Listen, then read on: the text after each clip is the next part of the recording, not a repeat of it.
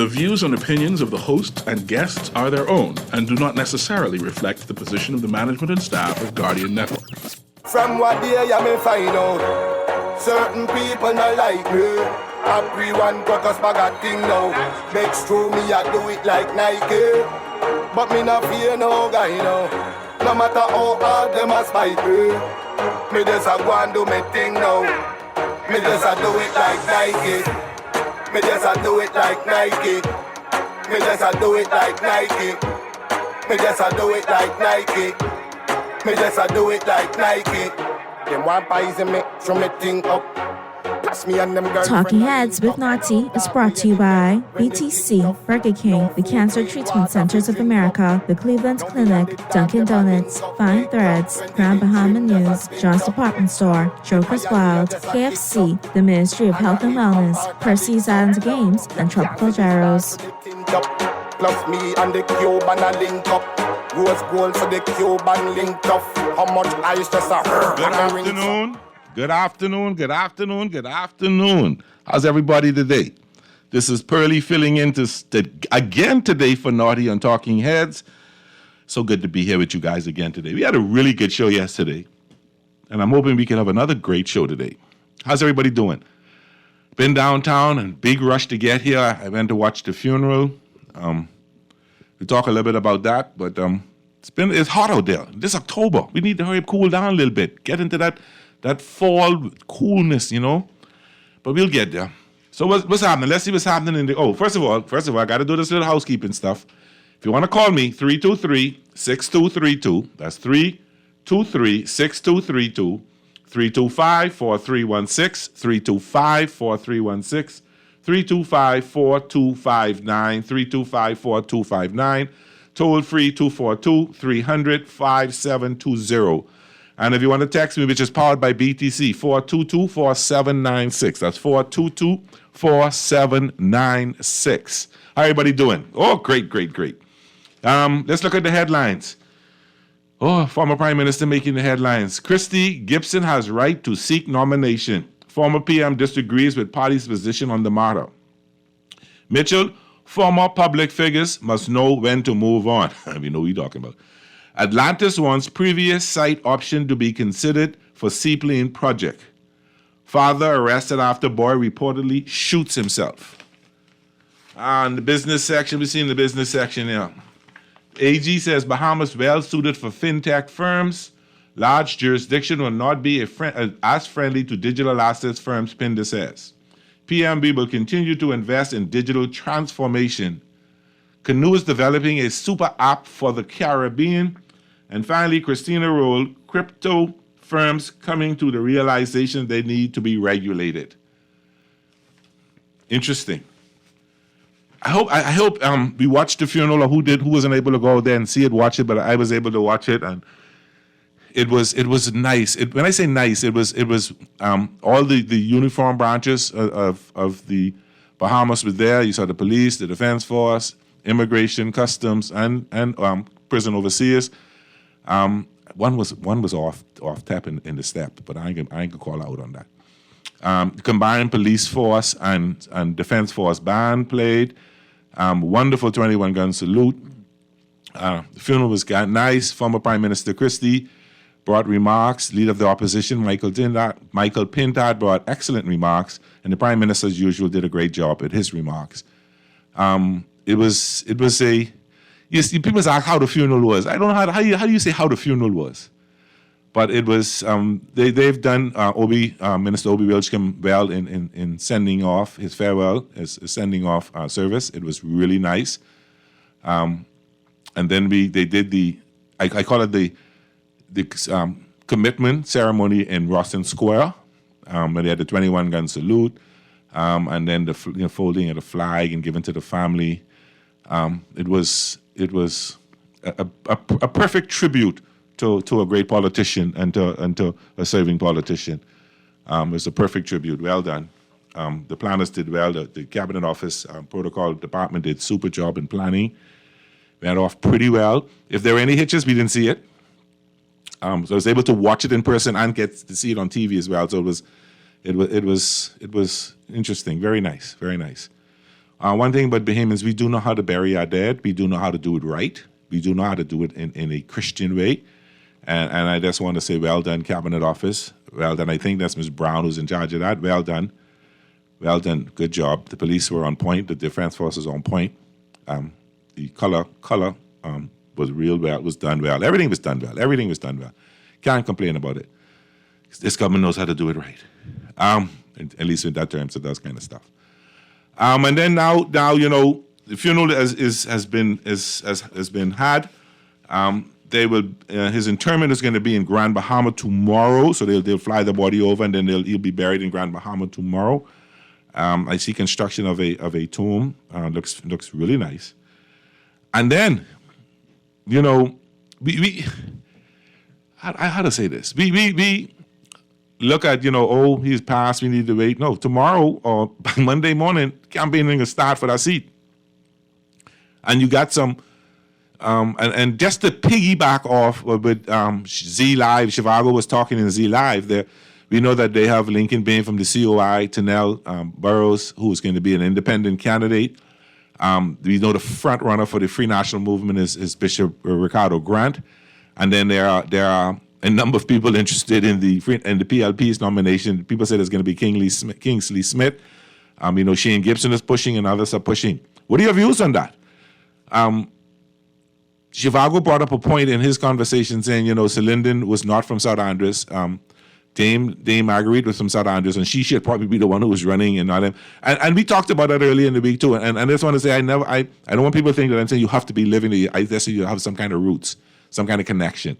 That is true. Your wife, personally, some kind of connection. So, and people say Shane's wife is from the area. So, what are your views on it? Should it be Kingsley? Should it be Shane Gibson? Should it be anybody else? Or should we stay with their business? Some people may say that. And what kind of race it would be? Is it going to be a BYE by-election or BUI by-election? And, some people throw that out there, and I'm just going to put it out there for you to talk about and think about. What are we going to see? Are we going to see a well-run election? Are we going to see mudslinging? I saw a text to say if they run on their record for the last 2 years, they won't win. It'll be kind of sad to see a sitting government whose member of parliament passed and they lose the seat. Sitting governments have lost seats before. In 2010, the FNM in running in Elizabeth, when Malcolm Adley stepped down and Dr. Dwayne Sands ran, he lost, I think, by 3 or 4 votes in 2010 in that by-election.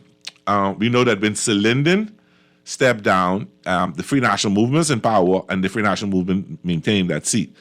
We know that in 1990, when Sir Cecil passed, and they had a by-election there, David Thompson won the seat. The PLP was in power. So they are. And then when way back when Clarence Bain passed and the PLP was in power and they had an election, they were able to hold on.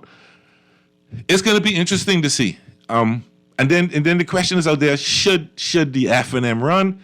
Because it's a sitting government seat. Should they waste that money? Is it a waste of money? What kind of chance does the COI have? Do they have a chance at all? And if they don't, well, how many votes? They're going to get their $400 back? Does Ms. Burrows have a shot at least getting her $400 back, or even winning the seat? There are a lot of things that we can talk about and look at. And I'm a firm believer. I shouldn't say I'm a firm believer. I'm a person that don't believe in third parties in this country. I don't think we're big enough for that. Yeah, I believe in freedom of democracy. If you want form it, that's fine. That's no problem. That's on you.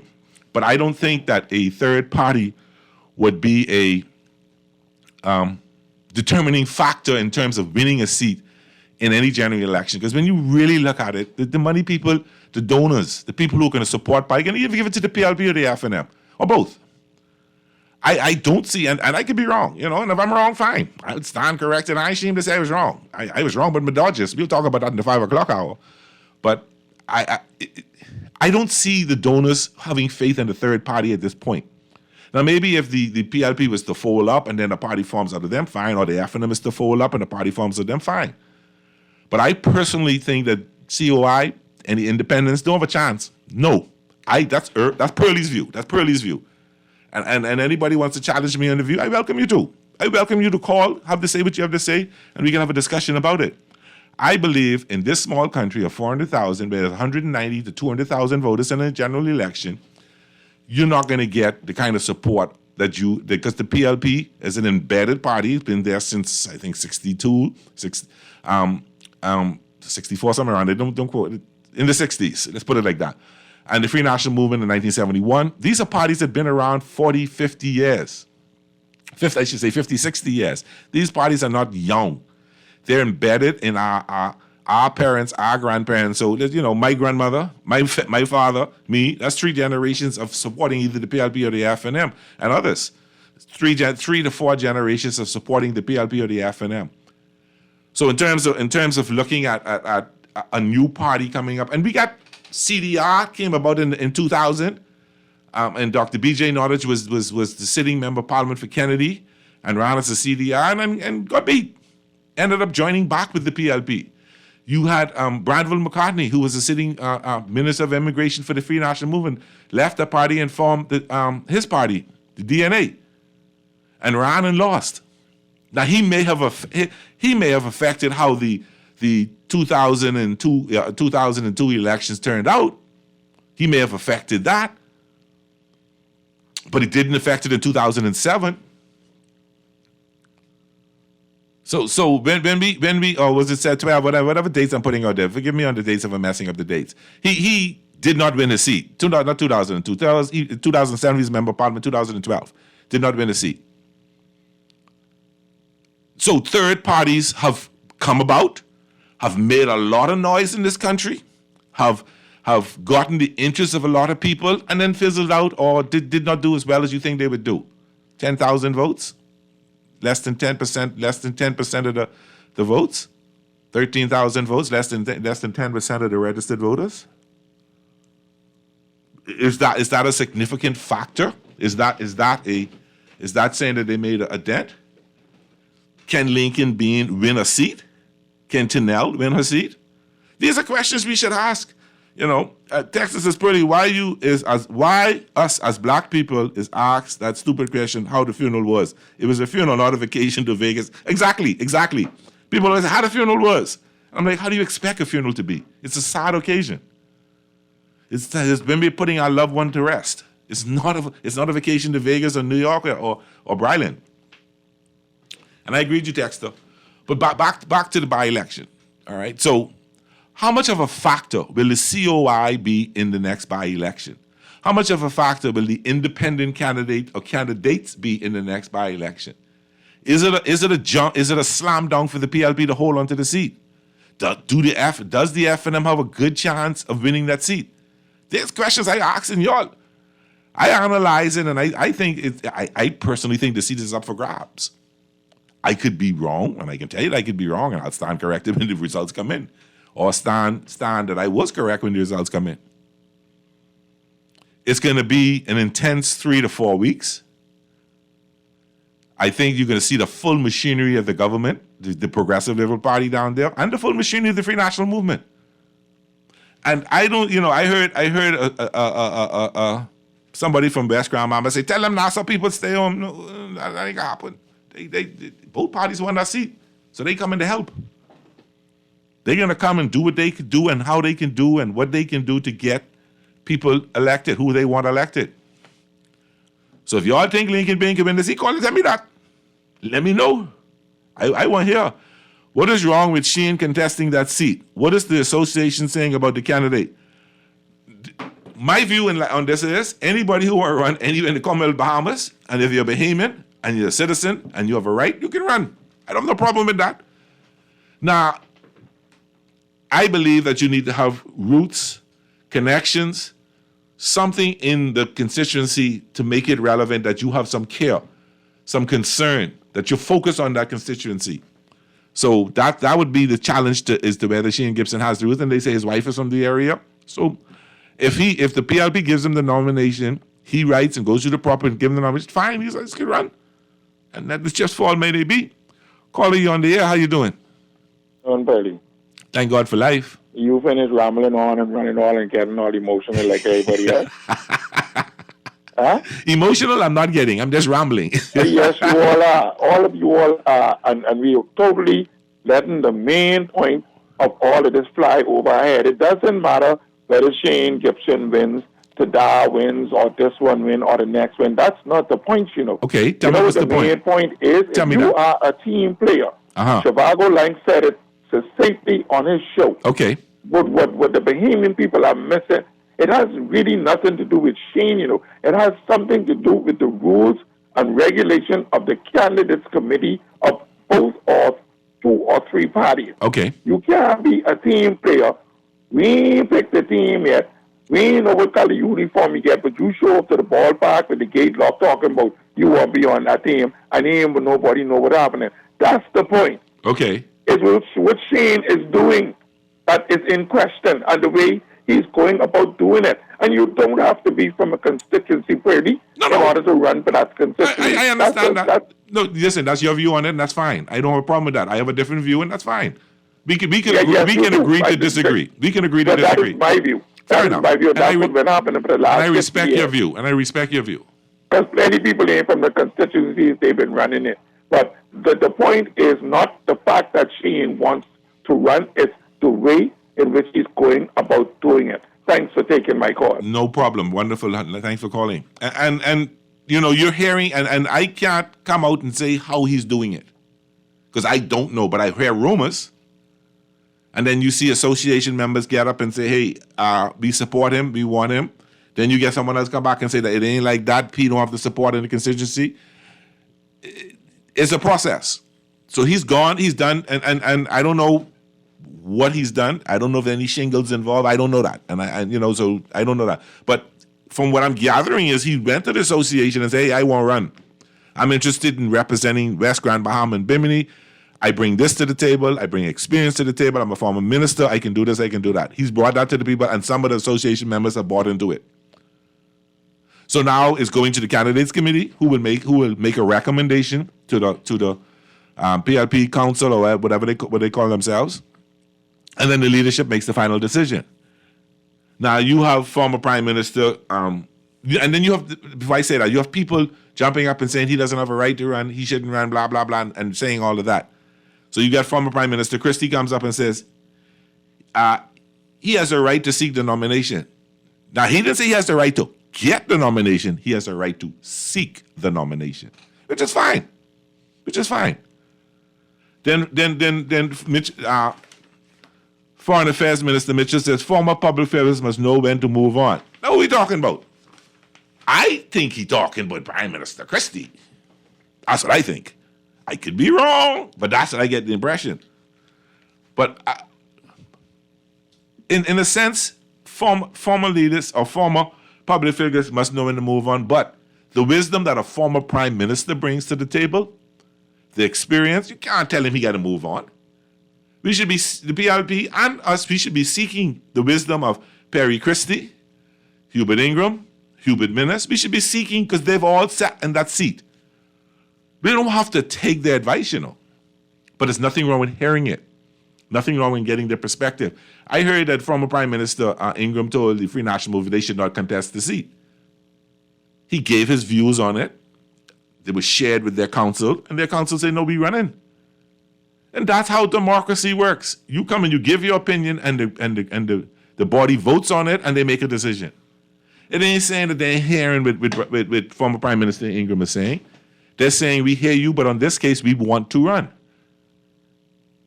And there's absolutely nothing wrong with that. Texter. From my recollection, the only person in recent issue won as an independent without another party's help was Whitney Bastian, and he had money. And as for Mangrove Key, with no money and no connection, any third party or independent will not win. Whitney was in 2002. He ran, yes, he did run, and both parties ran, and he was able to win that seat. But Whitney's strength there is he's from the area. Next text, I think the PLP needs a younger face to run for that seat. It'll be an easy seat for the PLP to retain while engaging the younger generation. Next text, political fight now. They won't throw no rock and balls, so y'all get that type of fight out your head. I think Fred was talking about Shane and Perry. But Fred isn't that young, though. How old is Fred? Older than me? And I in that retirement set. I get that little yellow thing across my NIB card, and you know you're older than me by a bit. When I say rockaball, we don't have them kind of elections in this country. We have route. And we have these, and then when you see the politicians, they have those open-ended routes, or they put little suggestions out there, and they ain't gonna call your name because you can't say you called my name. They say Bethany Strand is he had money. Yeah, Bethany had money, and yeah, he had money, but he's also from the area. He's known, all right? He was known, and he did have money at the time. Yes, I agree. And you know, I had a conversation with somebody. I think it was a couple of days ago, and we talked about that very same thing. That it takes money to win a seat. It takes a lot of money. And understand when I say it takes money, and when I say it takes money to properly manage an election, to have a headquarters, to have staff working the headquarters, to have water and drinks in there. You can't ask me to run and you can't ask me to come and campaign for you. Don't feed me. So you gotta have little eats and drinks for them. T-shirts, posters, billboards, radio ads, TV ads, newspaper ads. Flyers, paper to work with, stationery to work on, pens, pencils, all that kind of stuff. A full headquarters with electricity, cable TV, furniture.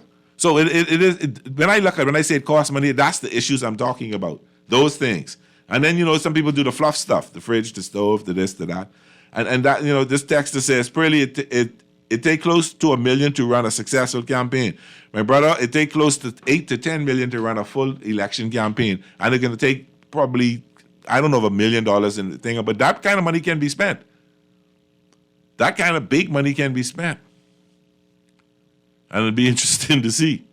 But I was having a conversation with somebody, and it was a young person. And we were reflecting on when somebody say, tell them bring the bag when they come. So election day, I come out to you, and I asking you to vote for me. I give you a little T-shirt with $50, $100 in the middle of the T-shirt, and you go vote for me. Now you vote for me 2 o'clock. Let's say you vote for me 2, 3 o'clock. By 7, 8 o'clock, that money gone because you going straight to the bar to party that out. So you invest 5 years and $100, and you waste it in 1 day, and that's how you doing your vote. Or if they don't come and bring you, a fridge or a stove or a microwave or a laptop, or something like that, or pay your light bill, you ain't voting for them? That's what you think of the vote that you have for 1 day? And then you complain all the other day doing the job? Or you go back to them and say, hey, Nazi, man, I didn't pay you, I didn't give you what you wanted. That makes sense? Excuse me, that makes sense? And some people don't look at it, and I'm pretty certain people will be calling me everything but a child of God, asking me what I'm talking about, talking foolishness and all that. I'm sure that's what people are thinking, and some people are saying. And you still, and so the person said, probably it takes close to $1 million, and you still might lose your $400. Probably I never see the money in that T-shirt. Does it exist? I don't know. I've never done it, never seen it. I hear about it, I just put it as a scenario. Some people say it happens. Some people say, the bus pick you up, you bring your bus, you give you a T-shirt, you put your T-shirt on, you slip your money in your pocket, you go vote. I don't know. Don't quote me on it. Don't say, police said that has happened. Allegedly, I heard about it. I don't know if it's true because I never do it. But when we come back, we'll take our first break. And when we come back, we'll talk a little more about this, put it out there and see how you think about the next by-election. See what you think is going to be happening. All right? So this is Pearly filling in for Naughty and Talking Heads on Guardian Radio 96.9. We'll be right back, right after this quick break. The only thing better than a KFC Deluxe Chicken Sandwich is a KFC Deluxe Chicken Sandwich and fries for only $7. At KFC, our fried chicken experts know that great taste is in the details. Fresh lettuce, ripe tomatoes, creamy mayo, and a KFC 100% white meat chicken filet, stacked on a toasted brioche bun. Now served with golden fries for only $7. For the best chicken sandwich, always go for KFC. It's finger-licking good. Cancer Treatment Centers of America is now City of Hope, creating one of the leading cancer care and research networks from coast to coast, providing more of what you need. More locations means more care closer to home. More specialists means more expertise. More research means more breakthroughs. More advancements means more treatment options. And more options means more hope. Learn more at cancercenter.com. John Shoes and Accessories is your one-stop shop for all your footwear needs. Whatever the occasion, John's is confident you will find what you're looking for among our always growing collection of amazing and trendy styles. We cover women, men, children, the whole family. Together with John's great prices and helpful and friendly customer service, your experience in shopping with us will be time well spent. Too busy to come in store? Shop with us online. www.johnshoes.com. John's also now carries small home appliances. So come on in today at John's, where we put fashion at your feet. Play with Island Games, we making dreams come true. Play with Island Games, we paying more out to you. Don't mind the noise in the market, you getting cash in your pocket. 'Cause Island Games is spicy, and spicy is tradition. So when you play Island Games, we putting Bahamians first, guaranteed to pay. Island Games, we like them other jokers. We've been here from the start, from the bike to computer. Island Games, we gonna make your dreams come true. We playing with Island Games. Craving a sandwich that hits all the right spots? Look no further. Introducing Dunkin's newest star, the oven toasted turkey sandwiches. Made with love and served on toasted sourdough bread, these classics are reinvented with a twist. Sink your teeth into layers of delicious deli turkey, crispy lettuce, and white cheddar. Plus, we've added the perfect kick with smoky bacon and your choice of creamy avocado spread or zesty chipotle sauce. Dunkin's got your sandwich cravings covered all day, every day. The Bahamas runs on Dunkin'. This is Guardian Radio, 96.9 FM. Fresh news, smart talk, all day.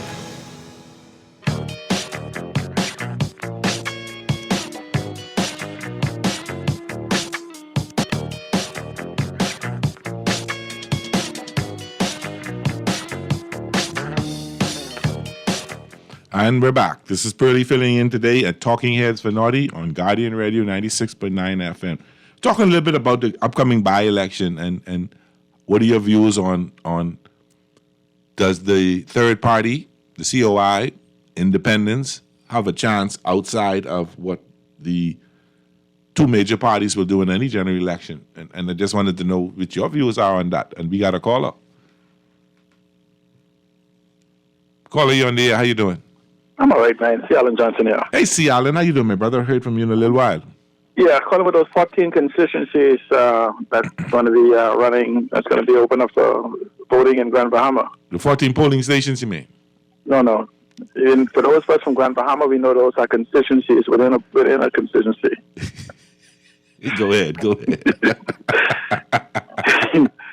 Those are literally areas where each one has its own distinct flavor. Yeah. And, you know, they operate from the pretense of natives, driftwood, and seaweed.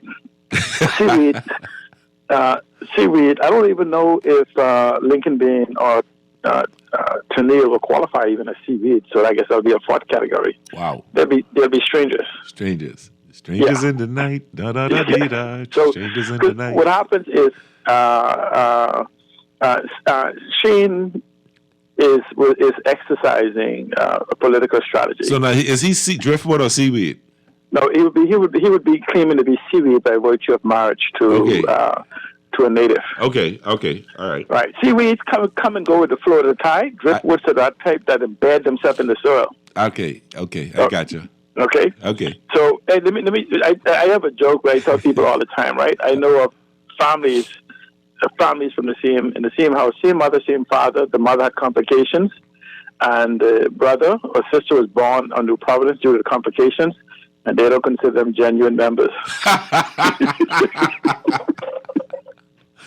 They driftwood then. They driftwood because they coming back to live and they embedded, but they driftwood. Yeah, so you have to understand the demographics of that particular area. So I think what the strategy Shane did was a wonderful strategy. Shane is very familiar with the process of the party. Yeah, he also knows that you need the support of these 4 constituencies. I saw where the signatures got 3 of the signatures of the 4 constituencies of the chairman of those particular constituencies.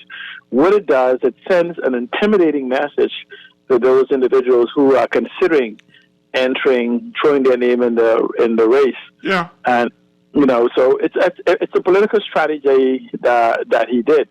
But I would say as an advocate for Grand Bahama, I'm hoping that we send a message to the Progressive Liberal Party that you have ignored us for 2 years, and I think we need another competent voice that will advocate for Grand Bahamians, in at the same time expressing a policy that we could actually look forward to. Should the PLP continue to fail in their representation? So are you calling Sheen the person for that seat, or Bishop Grant? I would go with Bishop Grant, because what happens is, I'm saying, look, first of all, right? only non-Grand Bahamians will argue concerning the record for Obadiah Wiscombe. He is a wonderful, lovable person. Anyone knows that his relationship and mine go back almost 40 years from family. Uh-huh. But the record of representation is not one that you can put on a mantle. Uh-huh. When you say from representation within the community, not because of him. I understand his desire, because you hear the party saying, "Oh, wonderful ideas, wonderful things he did." In fact, he was one of the few people within the Progressive Liberal Party that understood the philosophy of the Progressive Liberal Party, for which they strayed from. And that's actually true. That's very true. He's you understand? Right. Yeah, he understands right. the PLP's philosophy. Right. He understood.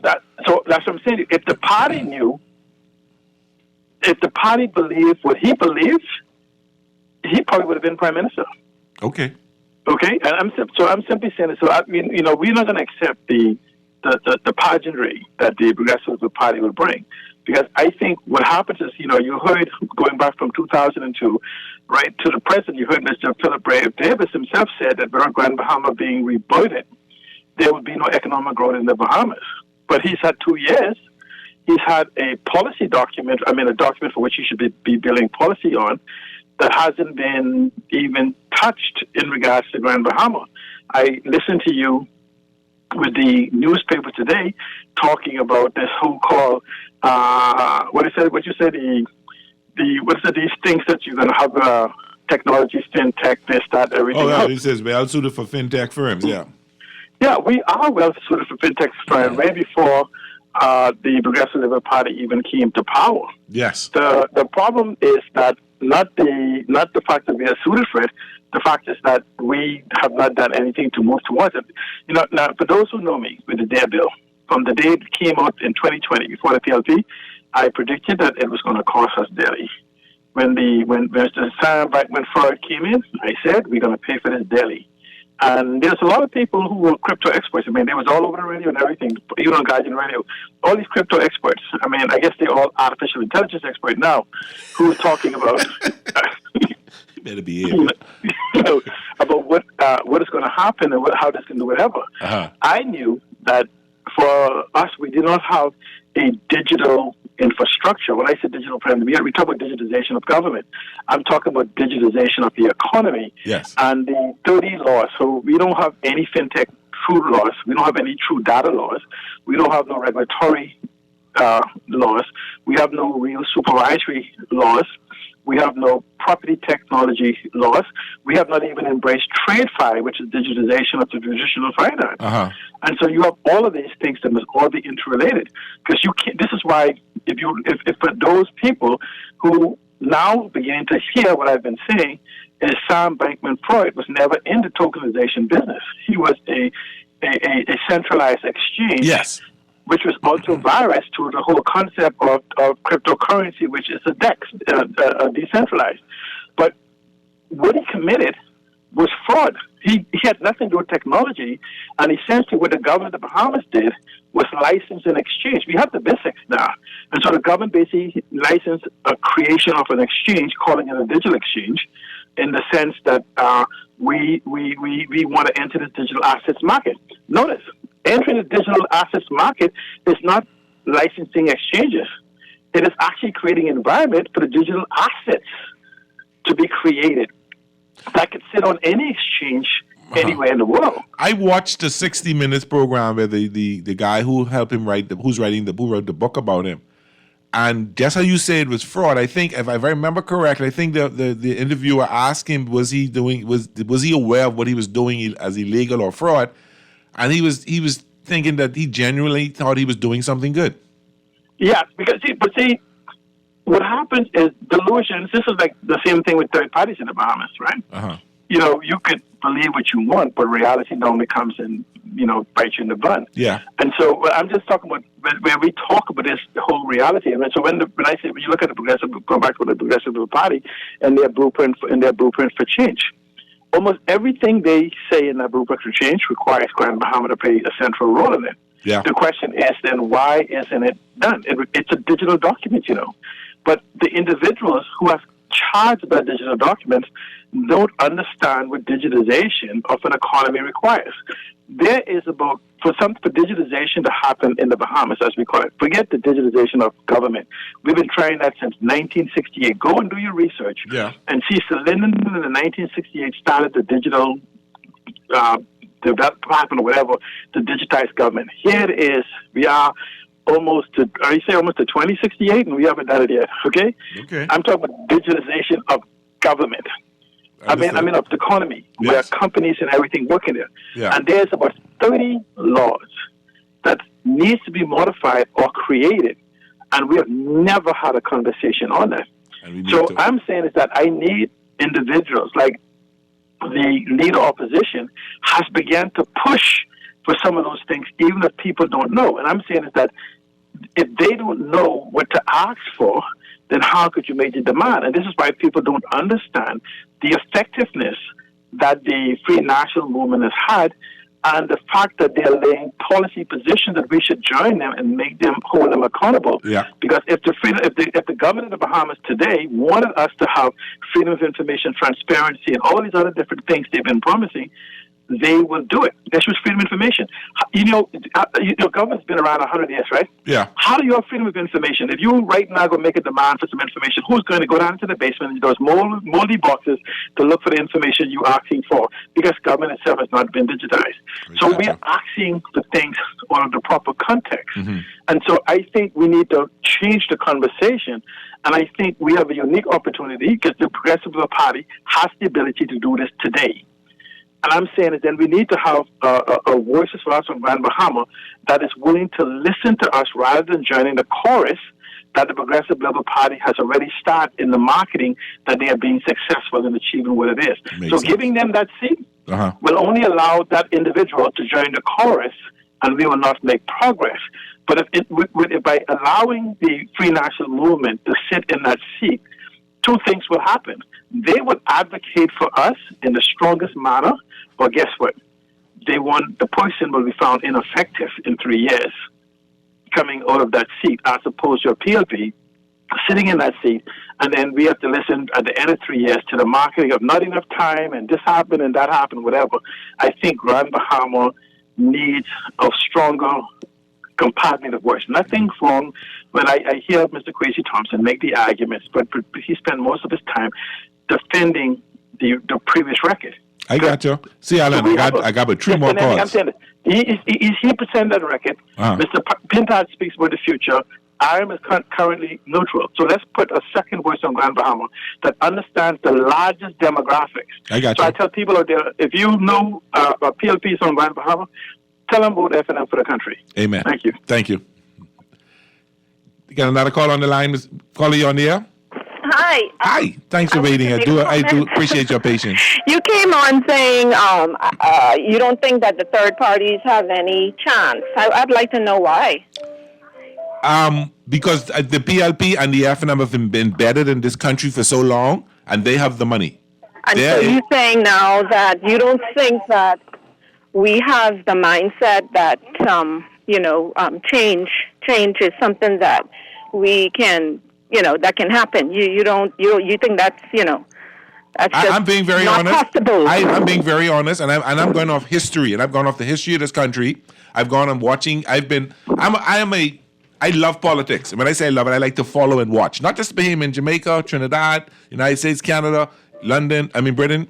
Me too. I'm over 50. Me too. I'm just saying, you know, So, I hate to hear and that I'm not narrative. As a Bahamian that's gone off to school, Yes. that do the same things that you just listed off. Yes. You know, all right. We both have done that.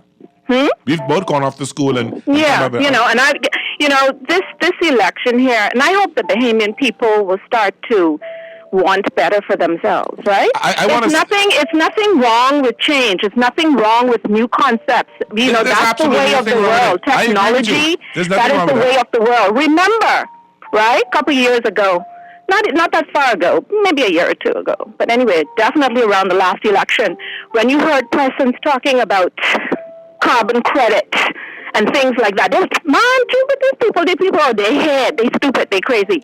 Now that's the big conversation, right? It depends. You see, the truth, it depends on who is saying it, that people will listen to. And that's sad. That's very sad, because that keeps the people down.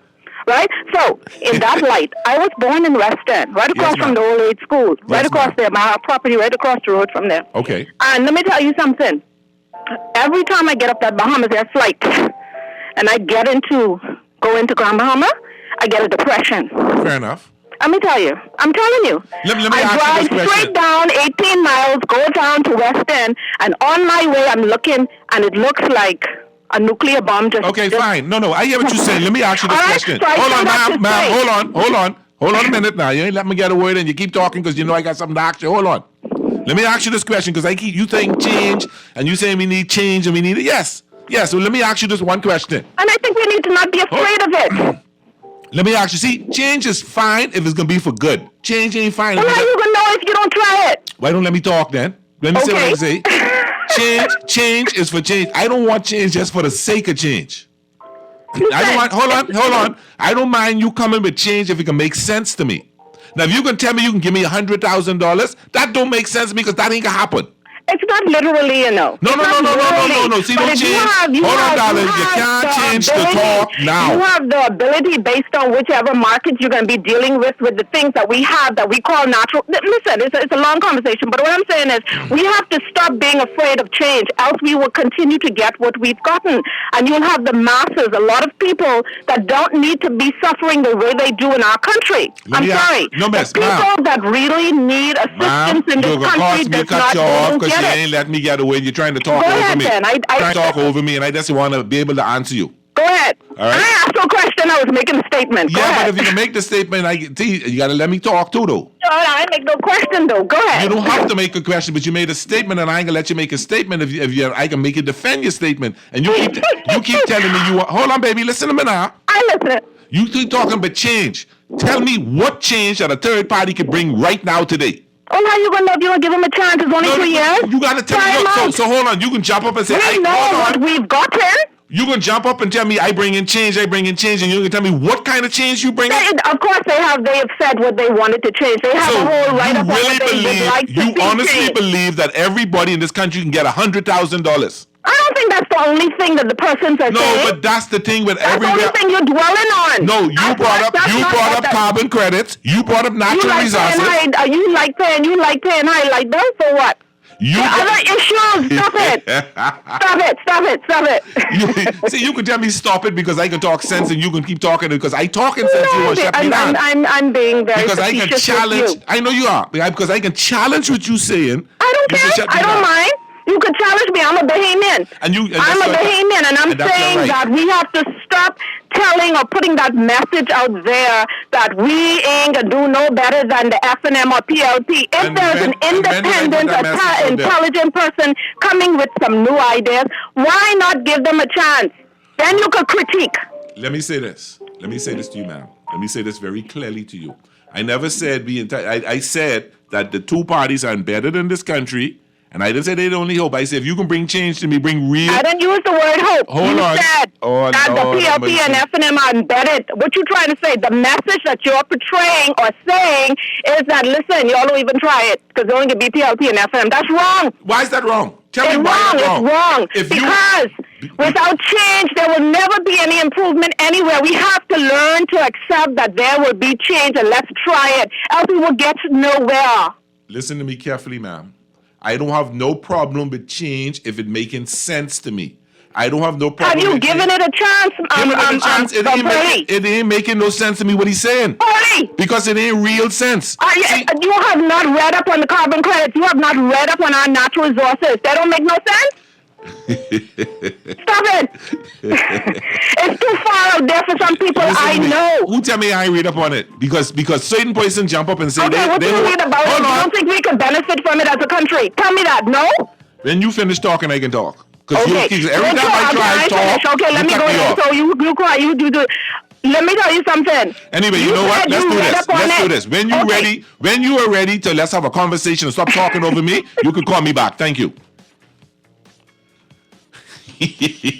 See, I can be open to any conversation you have, but don't talk over me and don't let me and cut me off because I can start challenging what you say. Anyway, it's been a great first hour. We're going to take our break. We go to news when we come back. It's sports time. Sports time. Call us if you're on the air. Just hold on. I'll take your calls right after the 5 o'clock hour. Ready to experience a classic Dunkin' Donut as the ultimate coffee delight? The new Dunkin' Boston Cream Latte is the perfect balance of sweetness and indulgence. Savor freshly brewed bowl espresso, creamy milk, rich dark chocolate and vanilla flavors, all topped with whipped cream and drizzled with chocolate. Available hot or iced. The Dunkin' Boston Cream Latte has the taste sensation to make your heart sing. The Bahamas runs on Dunkin'. Prevention and control of dengue fever in the Bahamas will depend on how well we can together eliminate the mosquitoes that carry the virus and their water breeding sites. This is a community effort. Every week and after rainfall, check your yard for items that hold water, tip and turn or remove. Talk to your neighbors and encourage them to inspect their yards as well. Check inside your home for places where mosquitoes can get in or breed. Use an indoor insect repellent safely to help destroy mosquitoes. Fight the bite. Do your part to protect you and your family from dengue fever. This message is brought to you by the Ministry of Health and Wellness. Refined style with elegant taste, then Fine Threads is your place. If you want those slacks hemmed or just taking the waist, then Fine Threads is your place. If you want to look suave and debonair everywhere you go, like you're supposed to be in a video, want to step out and look great, then Fine Threads is your place. Refined style with elegant taste, then Fine Threads is your place, is your place, is your place.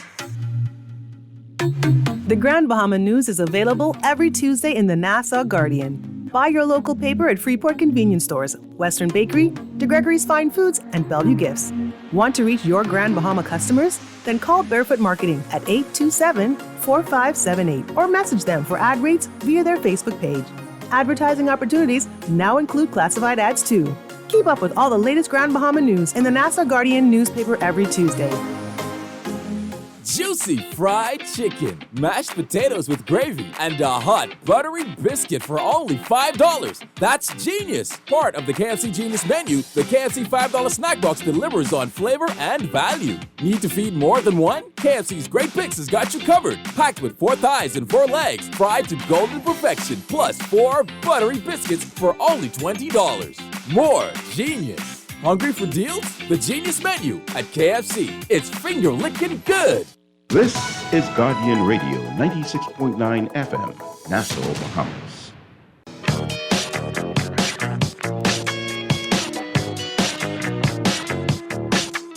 Talking Heads with Naughty is brought to you by BTC, Burger King, the Cancer Treatment Centers of America, the Cleveland Clinic, Dunkin' Donuts, Fine Threads, Grand Bahama News, John's Department Store, Joker's Wild, KFC, the Ministry of Health and Wellness, Percy's Island Games, and Tropical Gyros.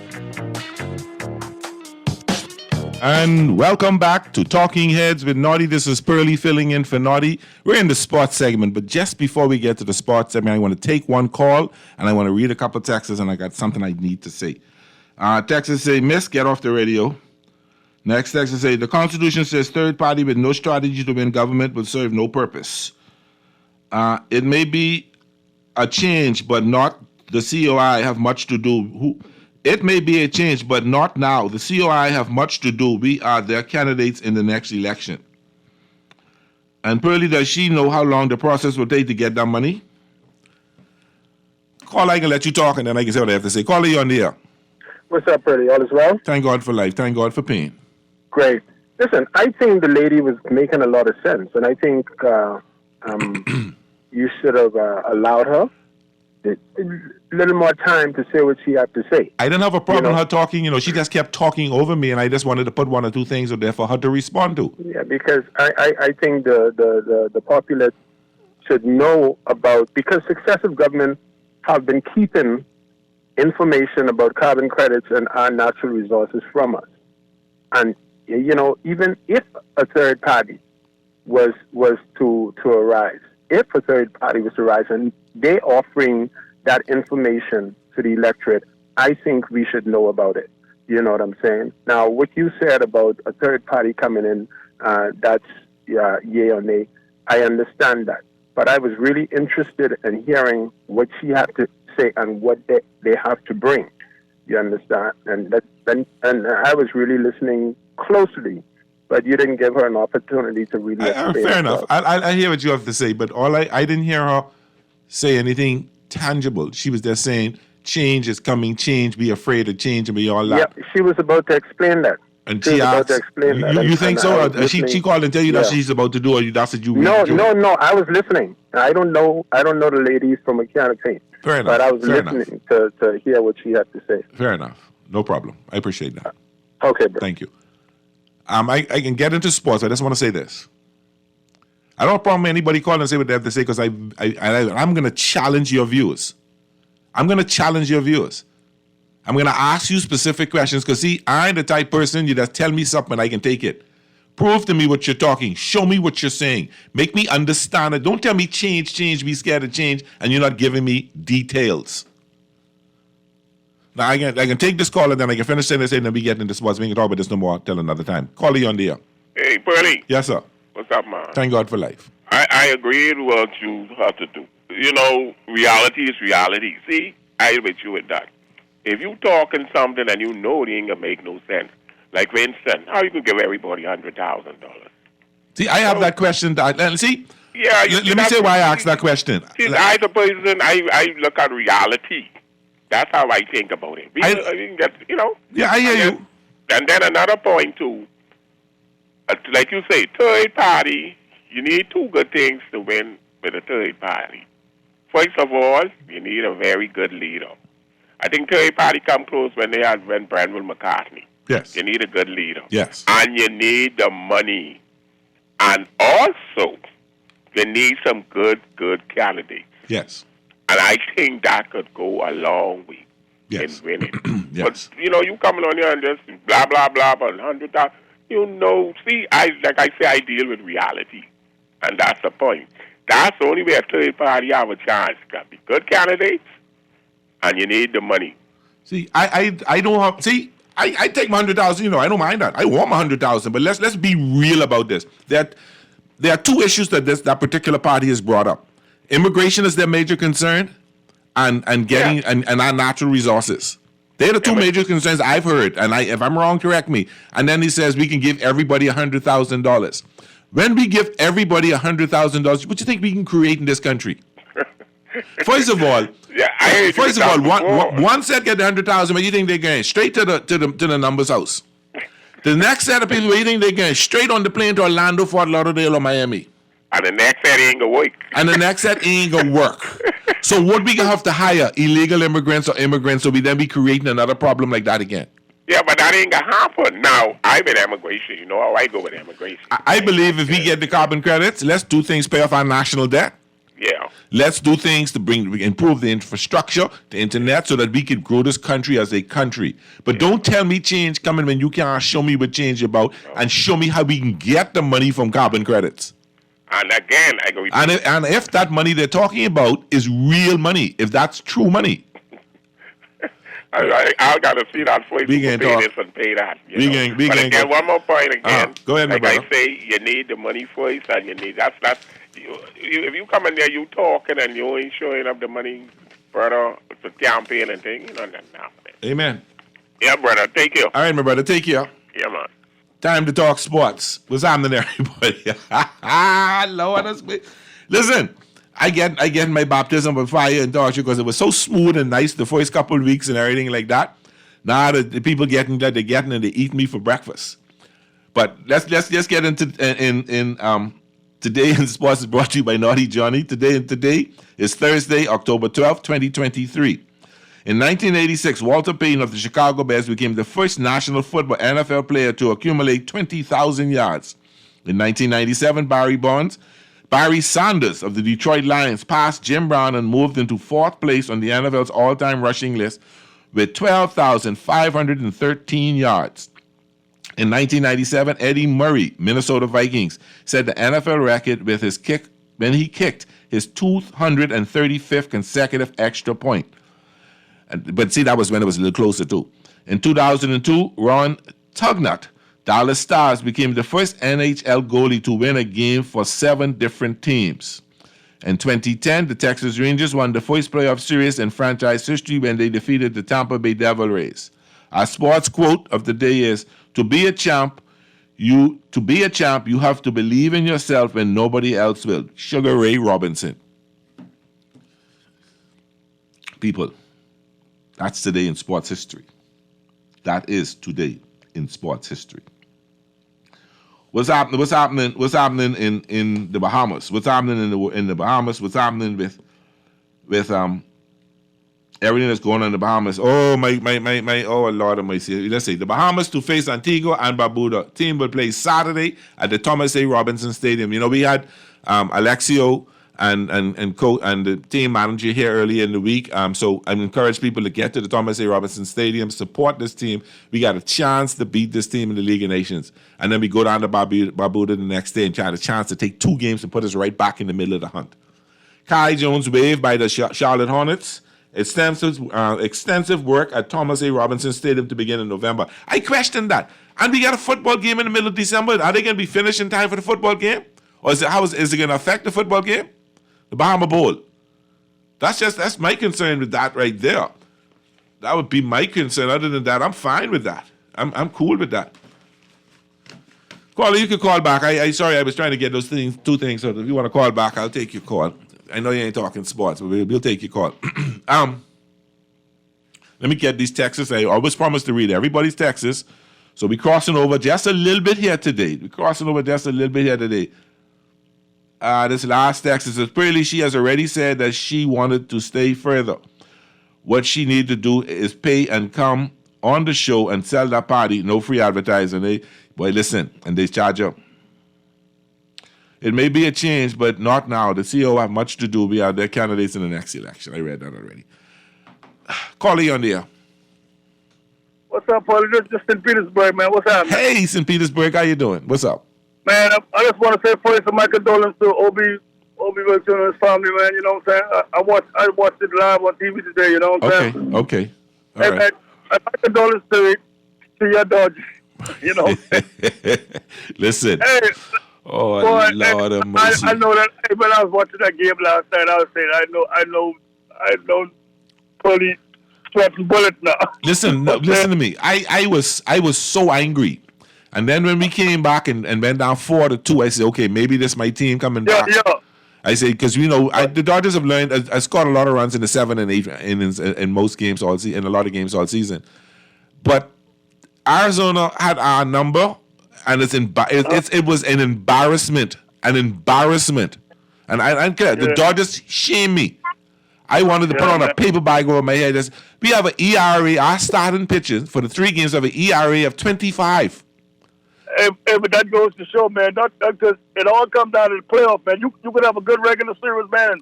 Some teams just get hard in the playoff, man. You know. Is it because the Dodgers had almost a week layoff and the batsmen quiet, went warm, went cold, and Arizona because they played Milwaukee for 2 games, they're able to. No, I ain't taking that as no excuse. Dave Roberts got to go. I call in for Dave Roberts to be fired, and not because I don't like. And everybody knows I was one of his biggest fans. But like I said, you ride and die with your team, man. You know I'm a Dodger fan. I've been a Dodger from 1971. I ain't got nowhere to go. Hey, I've been a Yankees fan from Lou Piniella days. All them days, man. You know what I'm saying? I'm a diehard Yankee. I live in the Tampa Bay area. I like to see the Rays run. But boy, when the Yankees, you would always tell when the Yankees are down. The highway be blocked up because you got a lot of New Yorkers for retirement, and they live. You have more Yankee fans in the Tampa Bay Stadium than the Rays Stadium, man. I can believe that. I can believe. Man, these Yankees, all them old retired folks come down from New York and Connecticut. They diehard Yankee fans, man. Yeah. You know what I'm saying? Yeah.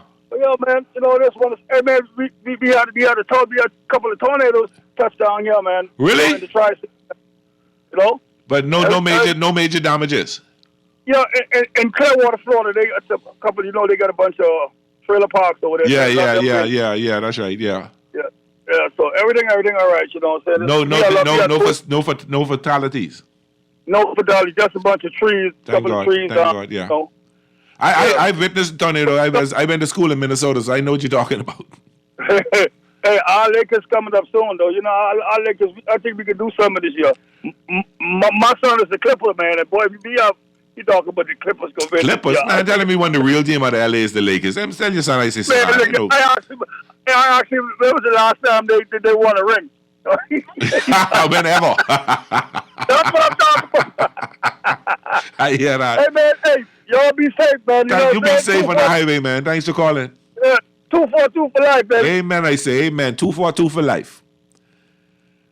Listen, let's talk about my Dodgers. Let's get this out the way one time. I am appalled, sick in the stomach, sick in the head, pissed off, embarrassed, mad, everything you could possibly say about my Dodgers. And y'all know I ride the Dodgers hard all year. Out of 162 games, I watch at least 130 of them, if not the full game, most of the game. And I only miss the Dodger games if I fall asleep or if I have something else to do and I can't get to watch the game. When I saw what I saw, that's not my Dodgers.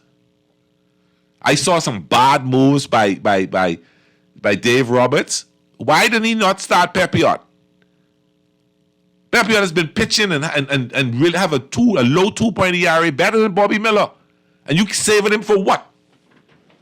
Lance Lynn come out and give up 4 home runs. The dude hit a home run and they called it a foul, but come back and pitch the next pitch. The fella jacket. Okay, this foul, let me put it straight away. He had one in right center, one in left center, and one in left. 4 home runs in 1 inning. It was like he's throwing bat in practice. My favorite Dodger, Kershaw. Oh my Lord Almighty, geez, soul. Oh my goodness. It was embarrassing. Bobby Miller tried. He gave up some runs in the first inning. The bullpen basically shut him down, but we couldn't bat. Mookie Betts has batted 3 for 37 over the last 3 years.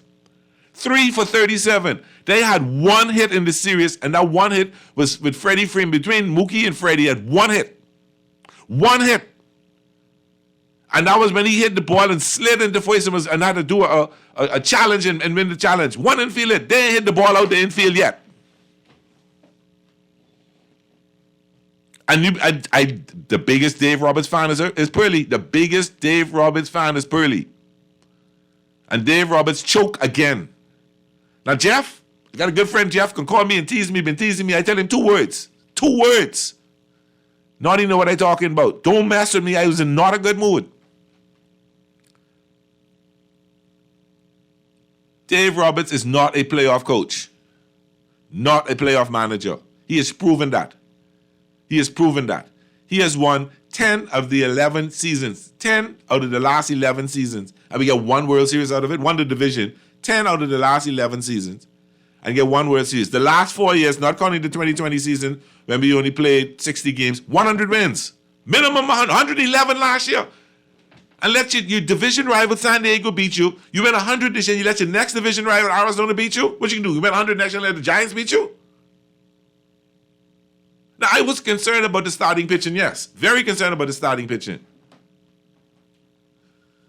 And my concerns came to light.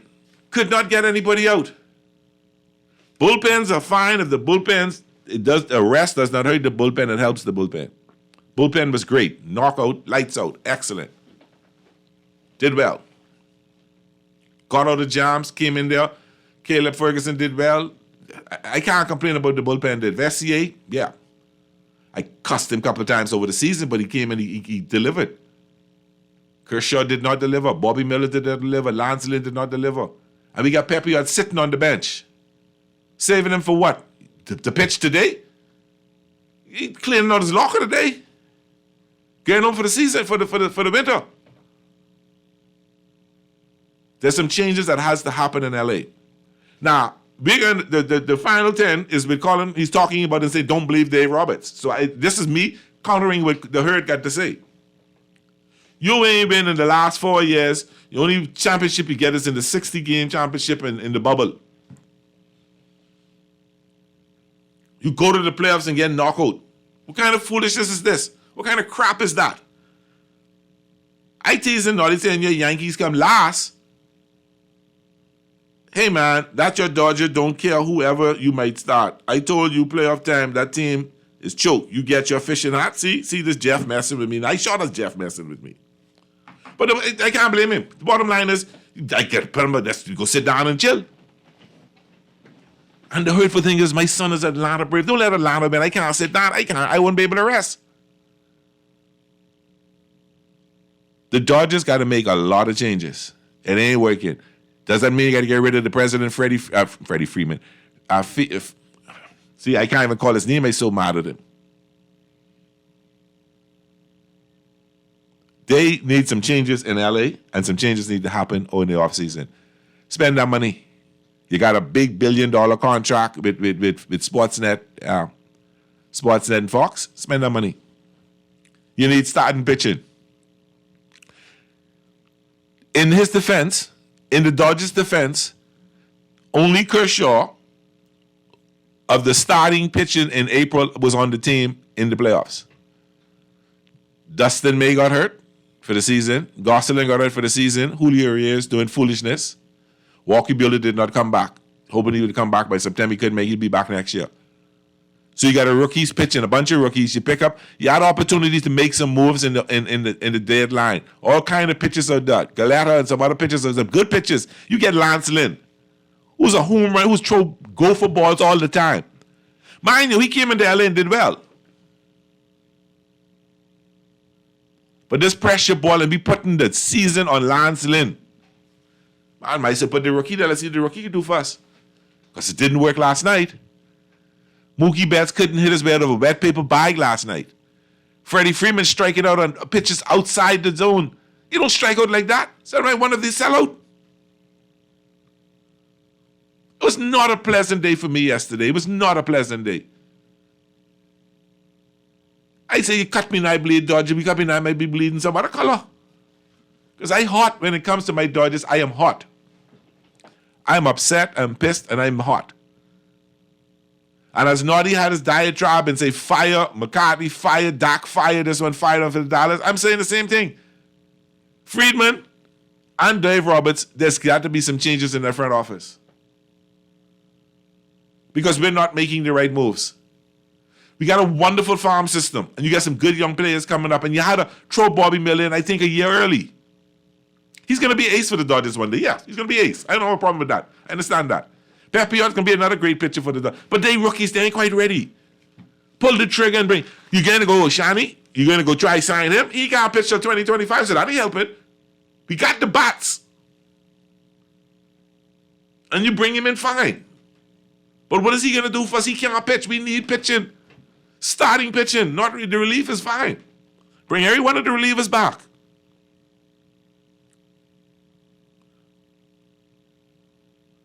So probably by the time he finished venting, the show would be gone. I ain't gonna vent no more. But I was hoping to be here with Noddy. I was hoping to be able to sit down and talk about this with Noddy. So I got to vent on my own. But let me calm down. Let me cool down. We can take our first break. And when we get back, we'll talk some more sports. We got football tonight. We'll talk about the New York Liberty. Oh, boy, John Crowell got beat bad last night. This is Pretty filling in for Noddy and Talking Heads, Guardian Radio 96.9 FM. We'll be right back. The only thing better than a KFC Deluxe Chicken Sandwich is a KFC Deluxe Chicken Sandwich and fries for only $7. At KFC, our fried chicken experts know that great taste is in the details. Fresh lettuce, ripe tomatoes, creamy mayo, and a KFC 100% white meat chicken filet, stacked on a toasted brioche bun. Now served with golden fries for only $7. For the best chicken sandwich, always go for KFC. It's finger-licking good. Cancer Treatment Centers of America is now City of Hope, creating one of the leading cancer care and research networks from coast to coast, providing more of what you need. More locations means more care closer to home. More specialists means more expertise. More research means more breakthroughs. More advancements means more treatment options. And more options means more hope. Learn more at cancercenter.com. Too many debt bills? Overdue on loan payments? Improve your credit score and credit report with the Bahamas Credit Bureau. Shrink your debt payments with a debt consolidation loan and built-in savings that pays you 5% interest. Call 356-7764.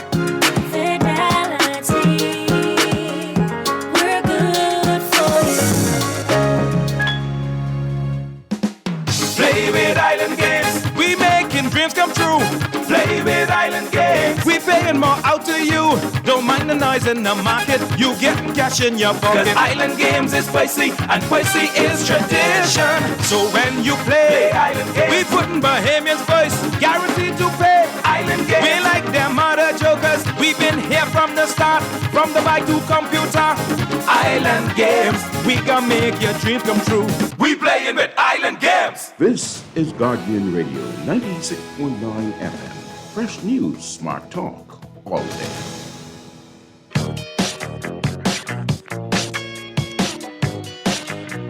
And we're back. Yeah, I did vent, eh? I did carry on bad last night. I so mad at my Dodgers. But anyway, don't forget the Bucket of Hope. When you go to Kentucky, you buy a bucket of chicken. They will make a donation to the Sister Cancer program, and then you can make a donation too. Let's help. Let's don't forget to help out. This is Cancer Awareness Month, October.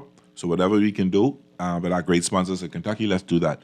John's is an authorized distributor of Chefworks Chefware, the most respected global culinary brand. John carries chef jackets, chef pants, aprons, and hats, all designed to keep culinary professionals cool and comfortable. John is also now carrying chef knife sets by Mercer Culinary, tools that make a better chef. Available at John's Careware, Rosetta Street, and Carmichael Road. Boy, it's interesting stuff. I that's trying to, bring myself right down, calm myself down a little bit. People teasing me and all that, but, let's take this caller. Caller, help me out. How you doing? Hey, brother, how are you, man?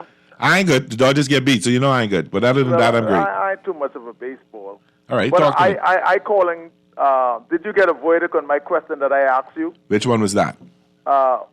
Where would you rate Brock Prudy? Brock Prudy. Top 5? Yes. I told you, and What you told me? I told you I don't rate him as in the top 5. Okay. All right. That's now, your verdict.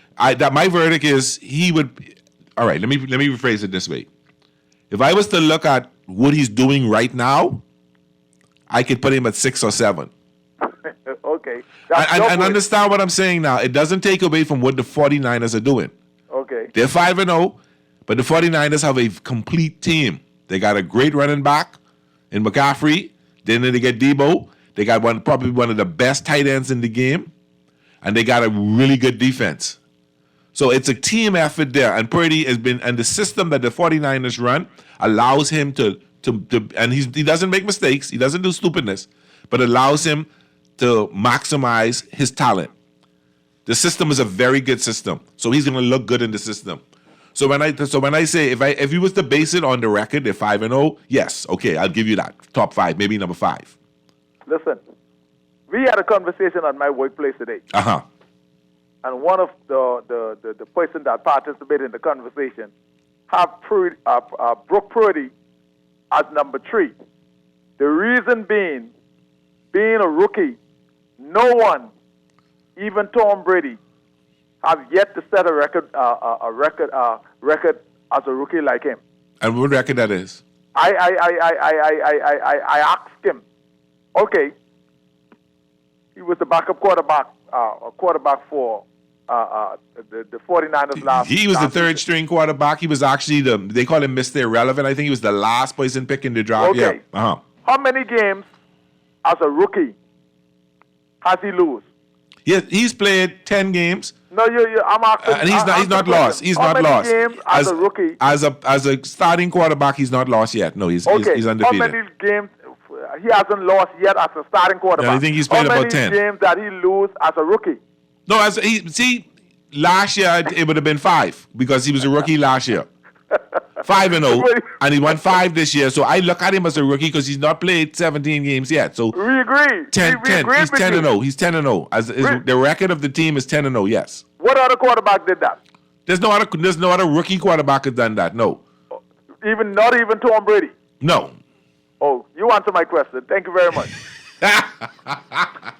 Bye. I walk right into that, but that's fine. That's fine. Not a problem. The 49ers a great team. 49ers winning. The 49ers look real good. But and the system that the 49ers have keeps him safe. So that I look at that. All right. Exhibition foot basketball going on. The Lakers won last night, but I don't look at them.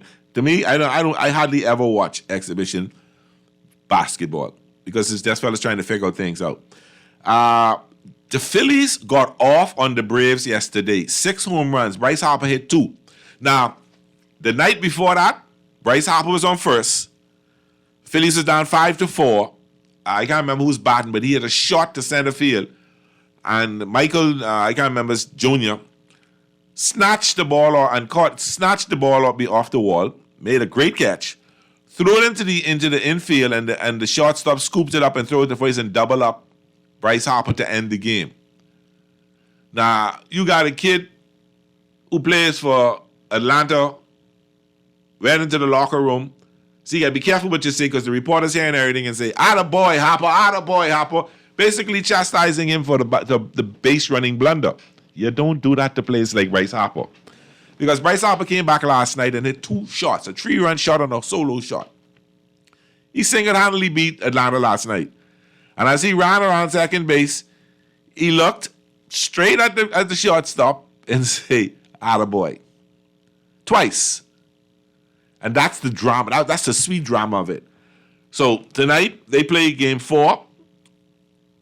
It's an elimination game for the Phillies. The Phillies win, that's it. Delia. They move on and they will play the Arizona Diamondbacks. And the Houston Astros eliminated the Minnesota Twins yesterday. So Houston will be moving on and playing, who are they playing? Texas Rangers. They're playing the Texas Rangers. So Texas Rangers and Houston Astros. And then the winner, if the Phillies win tonight, they'll play Arizona, or the winner of the Phillies-Atlanta series will play Arizona beginning on the weekend. Then last night, I said, let me flip over and watch a little piece of the WNBA Finals. Oh, Lord. I must see jinx these people. They get a beaten 76-104. 28-point beatdown. I think it was a 17-2 run at the beginning of the game or something like that. Beat down. You hear me? Beat down. They were outscored 38-19 in the first quarter. They made a little comeback in the second. Then they get beat down both times in the third and fourth quarter. So they were interviewing the player from the Vegas. She said, we got an A for the first, a D for the second. So that's about a B or C. And then we gave ourselves a B and an A for the third and fourth quarter. It wasn't even close. It was embarrassing too. It was a beat down. John Quell, them looked defeated. They looked beat up. They looked like But they play again soon in New York. And you never count them out yet. Because we could basically say Las Vegas held home court. New York got to go to New York and hold home court and come back to Vegas and try to win it in the 5th game. If not, any win that the Vegas has in New York, they're the repeat NBA champions. Don't tell nobody I say this, but I kind of believe they can beat my girls. Don't tell nobody I tell you all that, though. Please don't tell nobody I tell you all that. And then tonight, the lowly, I got to call them the 1-4 Denver Broncos against the 4-1 Kansas City Chiefs. I would, they're a 10-point favorite. I would take the Chiefs and the points. I'll take the Chiefs and the points. They ain't gonna put up 70. Don't think they're Miami Dolphins now. They ain't gonna put up 70. But I think they will do what they have to do and mop up the floor with the Chiefs tonight. All right, and that game, we can find that game on TSN. What's TSN? It's Prime, something like that. Amazon Prime Video also has it. I got that app, so I just watch it on the NFL packages. Russell Wilson has not looked terrible. He didn't look as bad as he did last year. But my goodness, they got no kind of defense. I think the Chiefs should be able to run over them. I think Mahomes should be able to put up some points. I need Mahomes to put up plenty points today. I need them fantasy points, Mahomes. You need to score like 3 touchdown passes and 300 and some yards in passing. I need that from you today. Can you do that for me? Can you give me that? I'd be most appreciative. Because I don't see the Broncos winning this game in Kansas City, in Arrowhead Stadium. My good buddy, Mr. Chief and Mr. Georgia Bulldog will have a Chinese baby if they happen to lock this one out. I don't see it happening. I don't see it happening at all. So I think the Broncos. I'll take Denver and take Denver. I'll take the Chiefs and the points today. The over is 47. I'll take the over and I'll go over. And then at 8 o'clock tonight, you got Atlanta and Philly for game 4 in Philadelphia. Let me tell you something.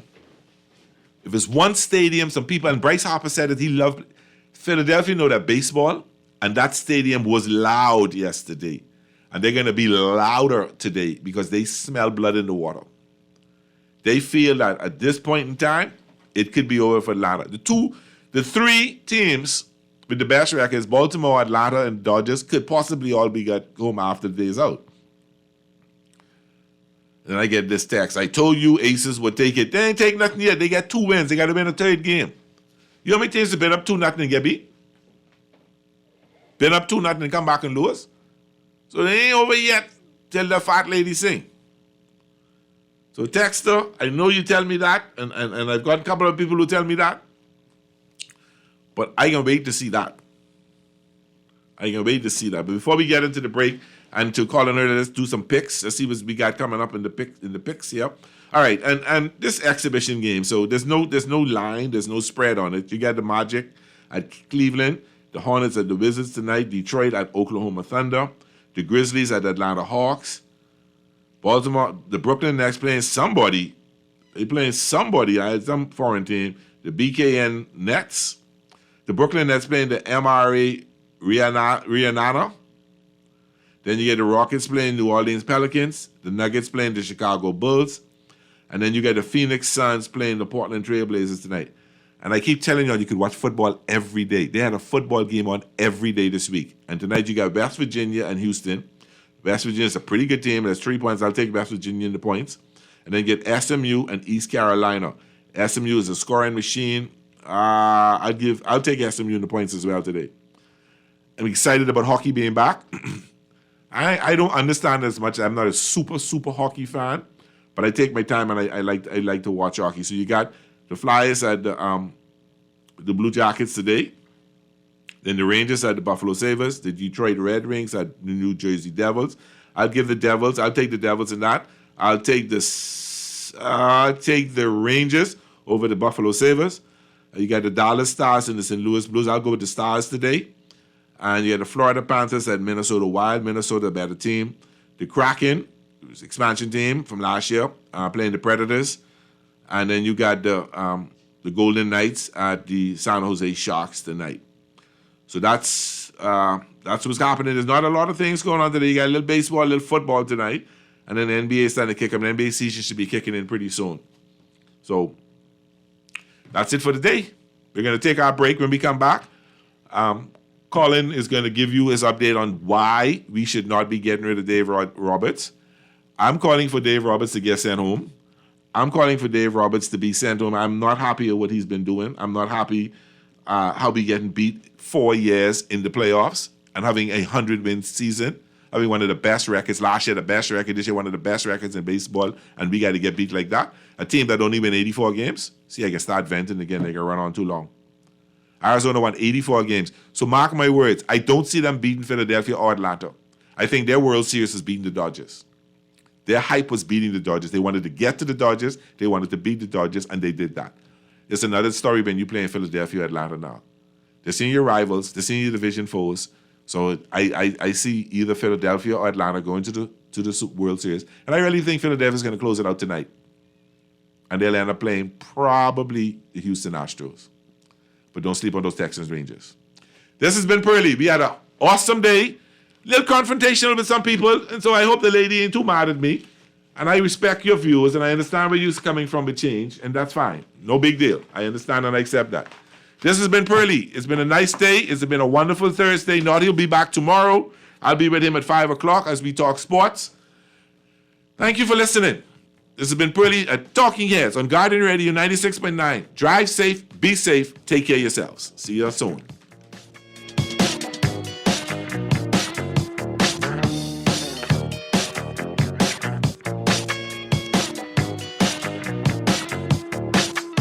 Craving a sandwich that hits all the right spots? Look no further. Introducing Dunkin's newest star, the oven-toasted turkey sandwiches. Made with love and served on toasted sourdough bread, these classics are reinvented with a twist. Sink your teeth into layers of delicious deli turkey, crispy lettuce, and white cheddar. Plus, we've added the perfect kick with smoky bacon and your choice of creamy avocado spread or zesty chipotle sauce. Dunkin's got your sandwich cravings covered all day, every day. The Bahamas runs on Dunkin'. Wherever you are in the world, Cleveland Clinic's world-class care is here for you. From Ohio to Florida to London, Cleveland Clinic treats thousands of patients every year. Ranked number 2 in the world by Newsweek, you can trust our caregivers to enhance your experience across each step of your treatment journey.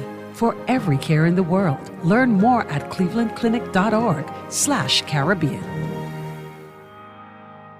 John Shoes and Accessories is your one-stop shop for all your footwear needs. Whatever the occasion, John's is confident you will find what you're looking for among our always growing collection of amazing and trendy styles. We cover women, men, children, the whole family. Together with John's great prices and helpful and friendly customer service, your experience in shopping with us will be time well spent. Too busy to come in store? Shop with us online, www.johnshoes.com. John's also now carries small home appliances. So come on in today at John's, where we put fashion at your feet. Attention, Bahamas. Our national pride is at stake. The Nations League is in full swing, and our men's national team is gearing up for an epic showdown against Antigua and Barbuda. On Saturday, October 14th at 6 p.m., join us at the Thomas A. Robinson Stadium and cheer on our Junkanoo boys to victory. This is a must-win match for our Group B standing, and we need your support now more than ever. Get your tickets today for VIP, general, or children's seating. Options at bahamasfa.net or call 821-3891. Bahamas, let's stand with pride and bring home this win. This is Guardian Radio 96.9 FM. Fresh news, smart talk, all day. So this morning the headlines are they got swept. Dave Roberts' manager asleep at the wheel as Lance Lynn allows a record 4 home runs in the same inning. Would Dave Roberts be a genius if he pulled him after 3 home runs? The last 2 years, the Dodgers have 211 regular season wins and 1 playoff win. And they're not alone. Favorites are getting dominated in the postseason. It's not the manager, man. It's not the manager. A Major League Baseball regular season is a triathlon, endurance. The playoffs are a 100-yard sprint. Analytics used in the regular season are often cast aside in the playoffs because you have to win now. You see it in the NBA. 3-3-3-3-3. Yes, those numbers work over the course of a long season. Then you get to the NBA playoffs. You need a stop and a bucket. Giannis is really valuable, right? James Harden not as valuable. Can't get stops. The Dodgers, due to age, a domestic assault, and injuries, don't have an ace. You're not a World Series team. That's not a World Series team. Add this, Mookie Betts, a remarkable player, and Freddie Freeman, who's been a tremendous Dodger in his brief stint here, they had 1 hit in 21 at-bats. So your 2 best hitters disappear. You don't really have an ace, and that's Dave Roberts. That's not Dave Roberts. Analytics don't account for everything. And they're in the NBA and baseball, analytics over a long season work. They don't necessarily work in a 2, 3, 4 game setting. It's a sprint, not a triathlon. You lose your best 4 starters. Clayton Kershaw's in what, year 16? Come on. Got to be realistic. Justin Verlander once talked about analytics. He says, I think our culture in Houston is something that's not necessarily tangible. For most of the analytic forward teams in baseball, something that makes this team so special is something that's not necessarily measurable. That's absolutely true. It's called culture and clutch. I'll get to Philly in a second. You see a lot with them. But baseball fans have to blame somebody, and especially in Los Angeles. Your number 2 pitcher in this series for the Dodgers was pitching in Double-A baseball last year. It's not a World Series team. Major League managers make on average about $1.7 to $1.8 million a year to manage 162 games. A college football coach makes double that to coach 12. Why? Because a manager has very little say with analytics. He has very little influence on the bottom line. So no true ace. Your 2 best players can't hit. That's not a Dave Roberts issue. It's your reality. That's what the Dodgers were as a postseason team. Nobody in the postseason without 2 great bats hitting and no ace is going to win a series. And in this 100-yard sprint, Diamondbacks were clearly better. They hand him the batting order. Analytics drives the sport. It's why they don't pay managers anything. The reality is it's happening all over baseball. You can be built for the long road trip. We all know this as parents. Remember when you were parents and your kids are 2, 3, 4, 5, 6 years old? You get in the car, you're going to drive to, Mammoth in California. You're going to go skiing. Or you're going to go to a lake, and you're in the car 4 or 5 hours. You prepare differently as a parent for a 5-hour drive than you do taking your kid to school. All right? It's the long trip. It's the vacation. That's the reality of baseball. It is such an absurdly long season. You're built one way, use analytics regularly. In the NBA playoffs, you need a bucket. Give me a mid-range jumper. Give me Kevin Durant from 18. Just get me a bucket. Get me Jason Tatum, drive to the basket. Give me a bucket. In baseball, get me an out. Get me a hit. It's a sprint. And the Dodgers didn't have their sprinters. All right, so playoff games in Philadelphia, I got to tell you, I don't know what it is. I used to feel this way about old Yankee Stadium. Old Yankee Stadium just felt different. TV there just felt different, looked different. The ghosts. It's like the Yankees, 7th, 8th, 9th inning. It's like, oh, Yankees will figure out a way to win. It was intimidating. I mean, baseball stadiums are charming. Fenway, Wrigley, they're not intimidating. The old Yankee Stadium was intimidating. Like the Yankees came back so many times. Philadelphia feels like that. It's almost a football crowd. It just jumps off the TV. That game 6-1, kept watching. 7-1, kept watching. 7-2, kept watching. 10-2, didn't turn it off. And a big part of that is Bryce Harper. He's got a David Beckham quality. He's a guy's guy. He's cool. He's alpha. He's fun. A little power. I can't explain it. I've been watching the Netflix Beckham documentary. Just love that guy. And Bryce Harper, like Beckham, icon, star, very early age. Loved, hated, boo, bomb, great. I'm telling you, I'm in the interesting business. That dude is interesting. They are 8-0, the Phillies, when Bryce hits a bomb.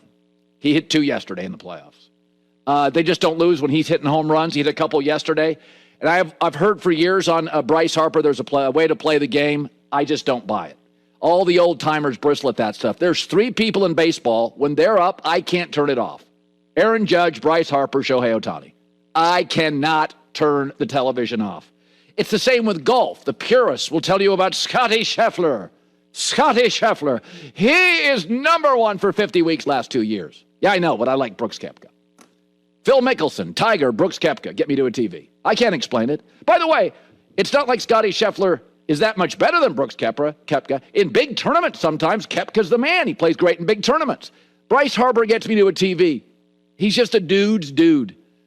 He feeds off the crowd. He's got alpha. He's not worried about analytics. I don't even know if he's a good analytic player. He's a dude's dude.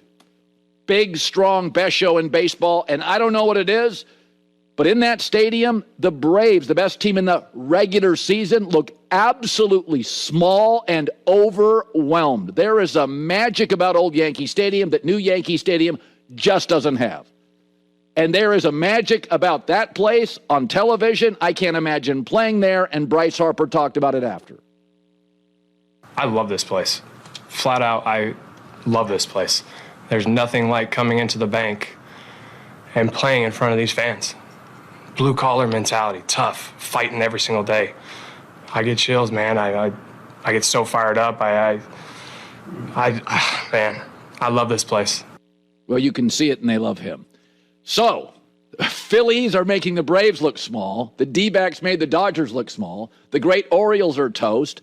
These wild card teams, these underdogs, are having a great postseason. And don't worry about it. I'm hearing baseball people say, whoa, wait. Wild cards win all the time in the NFL. We had an upset in the NBA playoffs this year. Miami Heat got to the finals. Go check out what their seed was. It's good. We don't want favorites always winning. It's what's hurt college football the last 15 years. That it was always the SEC. It's always the favorites. Nobody can win on the road at Georgia or Alabama. This is great for baseball. It is. Listen, the Braves are an unbelievable organization. But this series is interesting because the Braves suddenly look small and intimidated by the Phillies. That was great TV yesterday, even though the game wasn't close. Hi, everybody. Thanks for watching. Subscribe here to get the latest from the show. Also, be sure to check out more of the best clips from The Herd or go watch a few segments from other shows on FS1.